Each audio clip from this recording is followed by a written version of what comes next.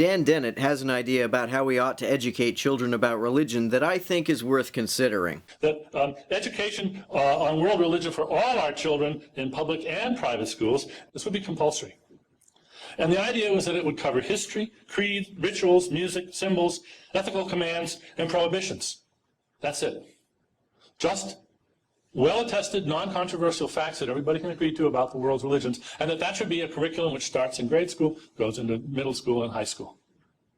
Now,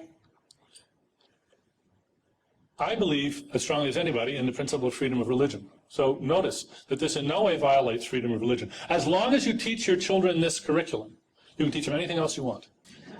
Now, my reason for this is not the reason he suggests. He thinks I'm trying to wipe out religion. On the contrary, it's my recommendation for how to preserve the best in religion and get rid of just the stuff that we all want to get rid of, the toxic stuff. And it's a rather simple argument. All religions have toxic versions therein. That is, there are antisocial, fanatical elements in every major religion, in Hinduism, in Islam, in various kinds of Christianity, and so forth.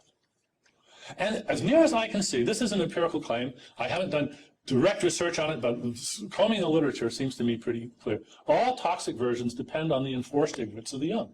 It's only by keeping your young people ignorant of other religions that you can preserve this. Let's teach kids about many different religions and what they believe and present these facts in a neutral way. Don't tell the kids that any religion is more or less right than any other. In fact, don't even bring up the issue of whether any of these religions are or are not correct in their beliefs. Just tell them what these religions believe and let the kids make their own judgments. Many will still gravitate toward one or another religious point of view, but they will do so with greater perspective. They won't be stuck inside of a bubble or an echo chamber.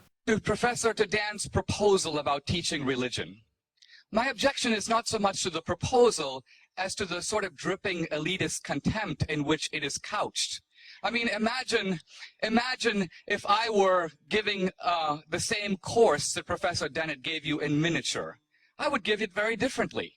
I would say, all right, let's teach all the belief systems in the world, but let's include Dan's belief system, which is in a sense a kind of metaphysically grounded Darwinism. Let's also show the influence of that Darwinism in shaping social Darwinism, sterilization. Let's show the influence of Darwinism in the Nazi movement in Germany. If we're going to talk about the Nazis and their relationship to Darwinism, let's show how the German Student Union banned books whose content deals with the false scientific enlightenment of primitive Darwinism, and how Hitler didn't believe in transitions between one species and another, and wrote in Mein Kampf that the fox remains always a fox, the goose remains a goose, and the tiger will retain the character of a tiger. That doesn't sound to me like he believed in Darwinism. Let's also mention that Hitler often cited Sparta as inspiration for eugenics rather than Darwin, and that Darwinism isn't even a necessary idea for eugenics because it's simply selective breeding, the principles of which have been known to farmers for thousands of years. Let's assign Richard Weikart's book From Darwin to Hitler, which shows, for example, that the Nazis were inspired really by two main currents, social Darwinism on the one side and Nietzschean atheism on the other.